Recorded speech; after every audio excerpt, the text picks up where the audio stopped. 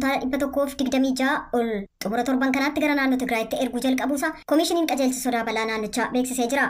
Itti gaafatamaan qajeelcha koomishina sodaa balaa naannichaa obbo Gabra Egzaabeer Aragaawii jimaata har'aatuu oduuf ibsa kennaniin akka jedhanitti mootummaan naannoo sagantaa seeftiineet jalatti aanaalee 23 keessatti hongeen uumamuusaaf lakkoofsi namoota gargaarsa fedhanii akka dabale ibsanii jiran. Gargaarsi kennamullee baqattoota 74,000 oola jedhamee jira. Koomishiniin mirga namaa Itoophiyaa dhiyeenya ibsa baaseen mootummaaf qaamoleen gargaarsa namoomaa dhimmi ilaallatu gareelee saaxilamoo ta'aniif naannoo walitti bu'insaan miidhaman keessa jiraniif gargaarsa namoomaa ga'aa kan yerootti dhaqqabu hatattamaan akka itti fufan gaafateera. Sagantaan nyaataa addunyaaf dhaabbati misooma sadarkaa addunyaa kan United States USAID gargaarsi midhaan nyaataa kan yeroo hatattamaa saamamaa jira jechuudhaan deeggarsa naannoo sanaaf kennu ji'a eebilaa bara 2015tti addaan kutuunsaa ni yaadatama. Ministeerri dhimma alaa United States Anthony Blinken dhimmoota yeroo irratti muummicha ministeeraa Abiy waliin bilbilaan mari'atanii jiran. Ministeerri dhimma alaa United States Anthony Blinkeniif muummichi ministeeraa Itoophiyaa Abiy Ahmed kaleessa dhimmootii rakkoo nageenyaa gaanfa Afrikaa keessaaf galma waloo kan Itoophiyaa ishee tokkoomte nageenya qabduuf badhaate arguu irratti mari'atanii jiran. Ministeerichi Blinken haalli naannoo Amaaraaf Oromiyaa keessa jiru akkaan isaan yaaddessuu ibsanii marii siyaasaaf mirga namaa eegsisuudhaan furmaati karaa nagaa akka barbaachisu hubachiisaniiru.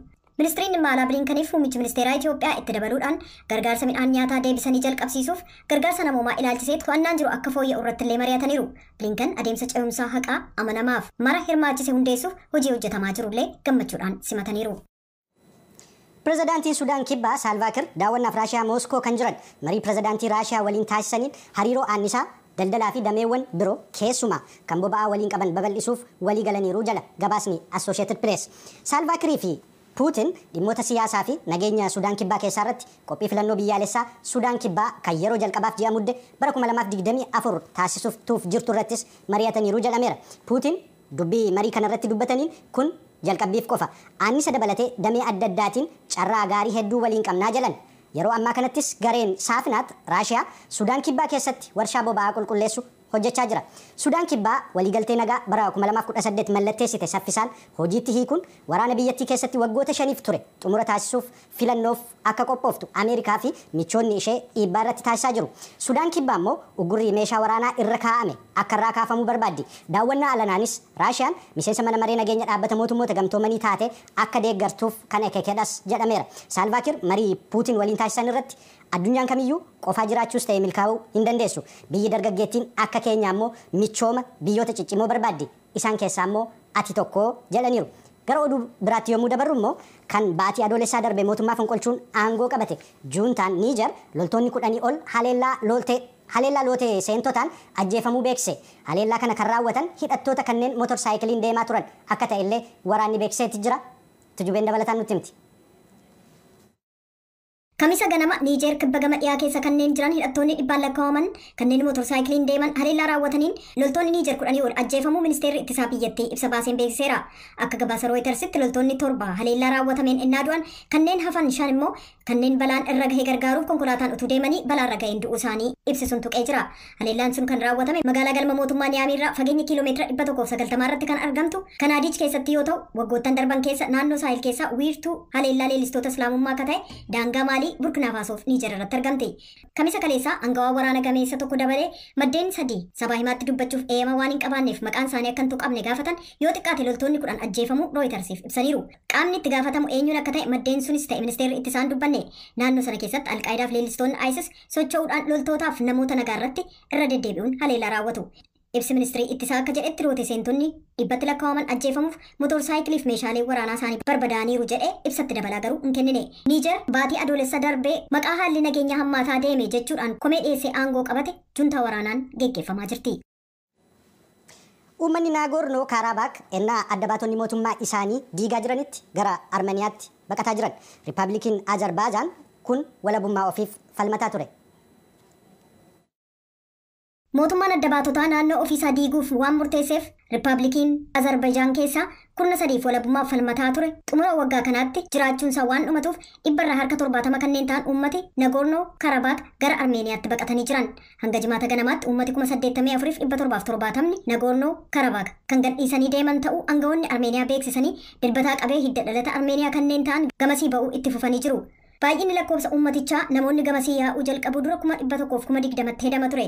Tarkaanfiin kun kan fudhatame erga Azerbaijaan torban darbe naannoo adda ba'e kan to'annoo guutuu deebifachuuf haleellaa hamaa raawwattee booda loltoonni Armeeniyaa Nagorno Karabaak keessa jiran hidhannoo akka hiikkataniif mootummaan adda ba'e akka diigamu gaafatee booda. Kanneen gara magaalaa galma mootummaa Stepaanakeetitti baqatan hangi tokko akka jedhanitti egeree isaaniif abdiin hin jiru. Azerbaijaan mirga gosoota Armeeniyaa eeguuf waadaa seentus hedduun isaanii mootummaan biyyattii haqaan kan isaan kunuunsu yookaan afaan amantiif aadaa isaaniif mirkanuu waan hin kennine waan itti hin fakkaanneef baqataa jiran. Lolli adda bahuu raga nama gara biyyaatti deebitee jirti.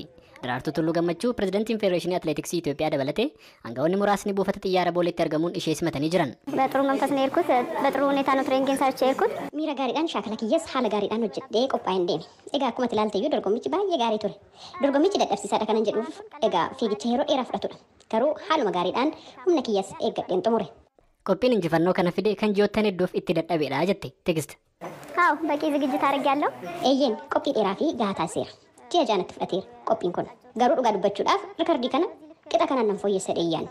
Wanti na keessa ture wanti ani itti qophaa'aa ture rikardii addunyaa kana fooyyessuudha. Garuu immoo hagas adda addummaa hanganaan nan fooyyessa dheeyyaanne. Erga fooyyee immoo baay'ee natti tole. Gammachuun koo daangaa hin qabu. Obbo Gammaduu Daddafoo leenjisaa atileet Tigist Asaffaati. Rikardii addunyaa fooyyessumaaf hojjenne milkoofneerra akkuma hojjenne akkuma xaarretti milkoofneerra.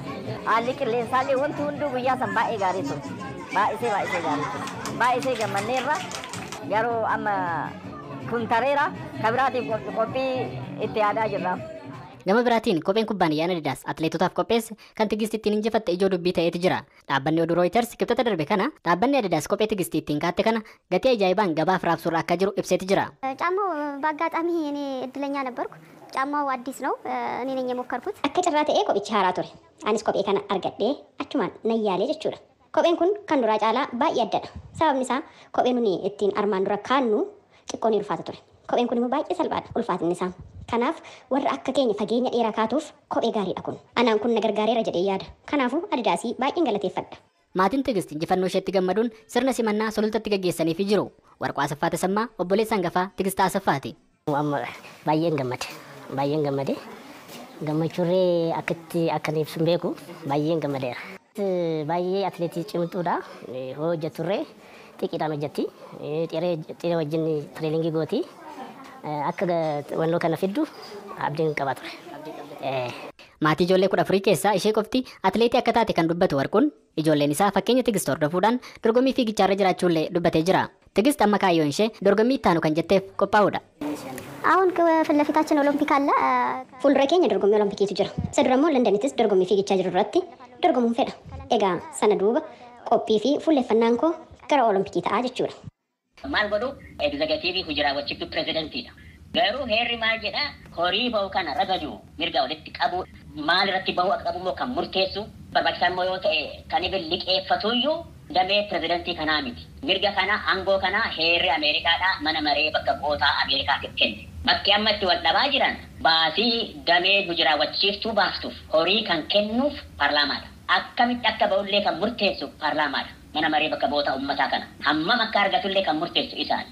Dameen hojii raawwachiiftuun pirezidantiin Ameerikaadhaa bagisan manaan na barbaada jedhee yaada dhiyeessuu hin danda'a. Mootummaa damee hojii raawwachiiftuudha kan hojjettoota federaalaa hunda bulchu kan hojjettoota federaalaatiif mindaa kaffalu kontiraata dhaabbatoota adda addaa wajjin seenuuf kaffaluuf dirqama qabu damee pirezidantii damee mootummaa hojii raawwachiiftu kan. Bakki itti wal dhaban kana amma mootummichaaf horii inni baasuu qabu hin kenninuu hin jenne. Maal jedhanii akkamitti akka baasu baasii akkam akka dhaabuu qabu spending cuts kan jedhan kan horii mootummaan federaalaa baasu gariinsaa hir'atuu qabaa jedhu. Mana maree bakka bu'ootaa gaafa ilaallu lakkoofsi isaanii wal injifachuuf salphaadha. Paartii Riippaabilikaanotaa gidduutti wanni mul'atu. Salphaan taane yeroo heerri kun murtaa'u warri Dimokiraat bakka bu'ee achi keessa jiru sagalee kennu warri immoo Riippaabilikaan bakka bu'ee sagalee kennu. Amma dubbataan mana maree bakka bu'ootaa sagalee wayyaba barcuma wayyaba paartii Riippaabilikaanaa waan qabuuf isaan harka jira. Amma inni silaa yaada baasii mootummaa federaalaa bahee jiru kan wixinee kana silaa murtiif sagalee dhiyeesse heerri kun hin darba. Kan darbu gargaarsa bakka bu'oota paartii Dimokiraatootaaf hin darba.